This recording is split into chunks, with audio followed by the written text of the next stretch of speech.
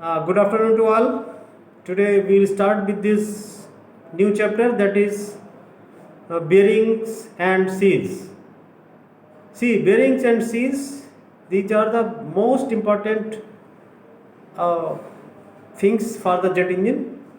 And how it is being installed, you can see here. This is roller bearing front of the jet engine. It is fitted the roller bearing. Thereafter the ball bearing is fitted. Then again roller bearing is fitted, and these bearings depend upon the length of the engine. If length of the engine is more, then number of bearing will be more. If length of the engine is shorter, then bearing may be one or two. So why this, you can see why this roller bearing is fitted in the front means in compressor shaft, front of the compressor shaft a roller bearing fitted, and middle of the compressor shaft ball bearing is fitted, and last of the compressor shaft where turbine is attached, that is that shaft is supported by the roller bearing. So this is the installation of the bearing. First of all, you supposed to know what is purpose of bearing. Purpose of bearing to provide support, necessary support of the engine, most of the part, and the length and weight determined by the length and weight of the engine. Means how much engine has length and how much it has got weight. That depend upon the length and weight of the engine. This is affected by type of compressor used. You may be using axial flow compressor, you may be using centrifugal compressor. So that also depends upon which kind of bearing is supposed to be put on that shaft. See, 2 spool compressor is also there, single spool also there, 3 spool compressor also there. So spooling, with this spooling is also being done, and it is also supported by the bearing. See, the 2 spool require more bearing support. Why? Because 2 independent shafts are rotating and independent speed. So that's why separate bearing is needed for both the shaft, whether with the front or rear, and independent RPM they are supposed to rotate. So minimum number of bearing required to support one shaft is one deep groove ball bearing, that is thrust and radial load, which will take, and one straight roller bearing that takes radial loads. So purpose of the ball bearing you might have understand, which takes the 2 loads, that is one thrust and radial load, and purpose of roller bearing which takes only radial load. So ball bearing and roller bearing both are very much necessary in one shaft. Only single roller bearing you cannot fit, or single ball bearing also you cannot fit. For support, a proper support of the engine, we need these 2 bearings alternatively. Means you cannot put this ball bearing, again you can put ball bearing. It's not possible. It is not supposed to be done. So first, if you are first putting ball bearing, then put roller bearing. If first putting roller bearing, then second put ball bearing. Like this, manufacturer has to maintain the system, so that whatever the shaft vibration is there, that can be taken off, that loads and vibration and everything this been taken by the bearings.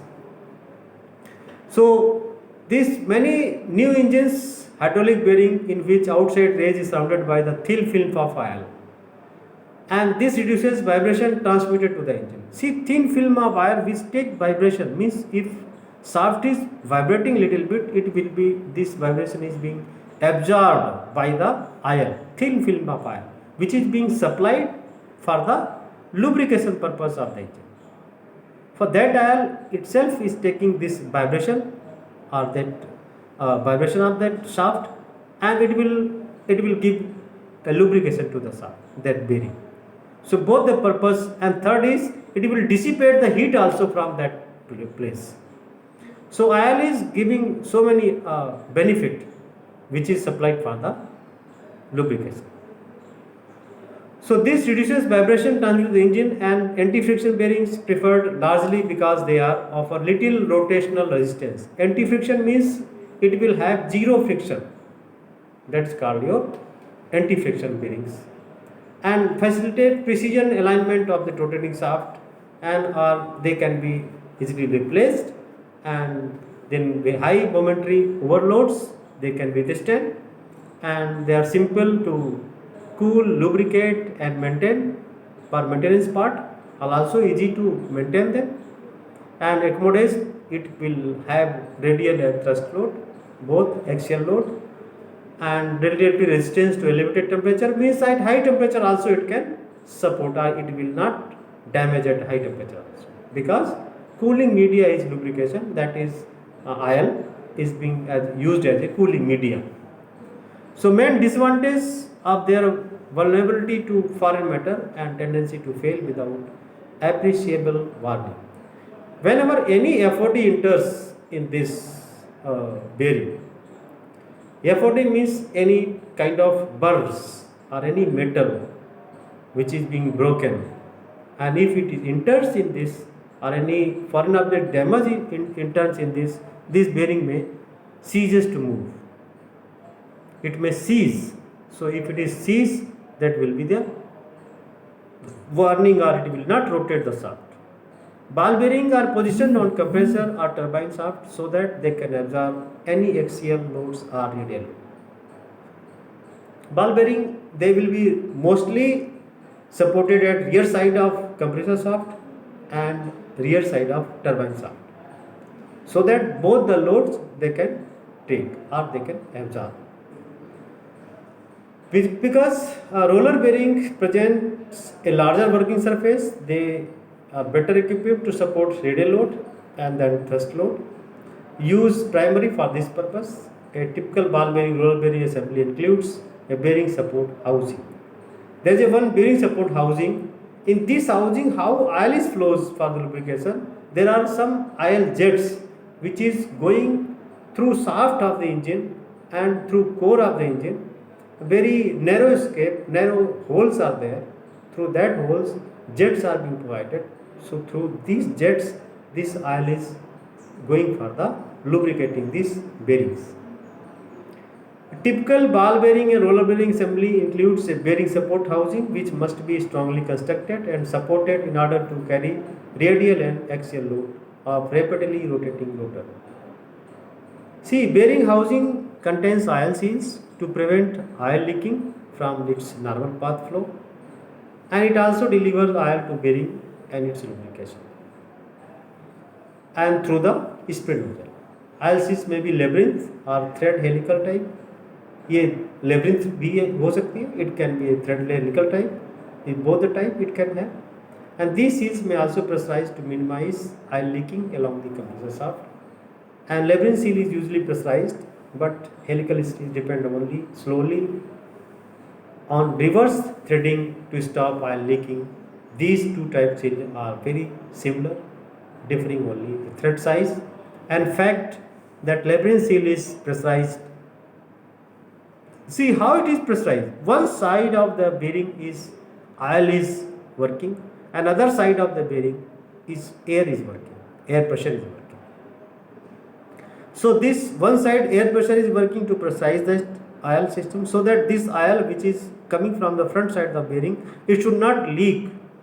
So that's why pressurization system is required, so that it can hold the oil, it should not go in the air, so that loss of oil will not take place. So these bearings needs one side air pressure, one side oil pressure, and this oil is flowing through jets because that is very narrow place. So jets can send the oil in very narrow place through their jet nozzle, and so that it can provide a correct amount of oil for lubrication of that particular bearing. So this you can see it is ball bearing, roller bearing. First is roller bearing, then it is ball bearing, and then it is roller bearing. Like these bearings are mounted in the engine. You start from the roller bearing, and middle one will be ball bearing, and last one will be roller bearing. This is arrangement. You can see how bearing look like. This is your ball bearing, this is your roller bearing. See, ball and roller bearing is fitted into the bearing housing and may have self-aligning features. If bearing is self-aligning, it is usually seated in a spherical ring. This allows the shaft to certain amount of a radial moment without transmitting stress to the bearing inner race. See, bearing has two rays. You can see this is outer race, inner race, and this is your outer race. So both race, this is called your outer race, this is called your inner race, and this is your center. See how to check the serviceability of bearing. That is most important thing. See, through your finger, you just turn the bearing, the inner part. It must rotate freely without any friction. That is checking of the bearing, whether it is correct or not. By free rotation, you can find out the bearing is perfect in their order. Put your finger in inner race and just rotate, give little jerk, so this inner part will start rotating without any friction. So this you have to check when you inspect the bearing. You need to check inner race as well as outer race and these balls which is fitted between inner race and outer race. So this is bearings, and this another type of IL seal is used because one side of this IL seal is used, another side of Lebrun seal is used. Suppose this side IL seal is there, then this side Lebrun seal is there. Lebrun seal is what? It is one sort of groove, or you can say threaded portion of the shaft, which will not allow this IL to move from this side to this side. So it is pressurized from this side, and one is Lebrun seal. IL seal is one's IL side and Lebrun seal is other side. So this IL should not go in the atmosphere, because if it is pressure is not correct, then IL may go in the air through labyrinth if pressure is not maintained properly. So that will be loss of IL in the air. Suppose your consumption in the aircraft, IL consumption 0.8 liter per hour, and your labyrinth is not pressurized properly. Then this IL goes from this cavity of this bearing, where bearing housing is there. From that place, IL is going to the atmosphere because one-sided pressure is less. So when pressure is less, then IL will move on that side, and through labyrinth it goes to the air. So IL consumption will be more. It may have 2 liter per hour or 3 liter, depend upon the pressure. So this pressure has to be maintained properly. So that is your bearing. I will come to the point. This first of all you must remember what are the parts, what are the how it works. Okay.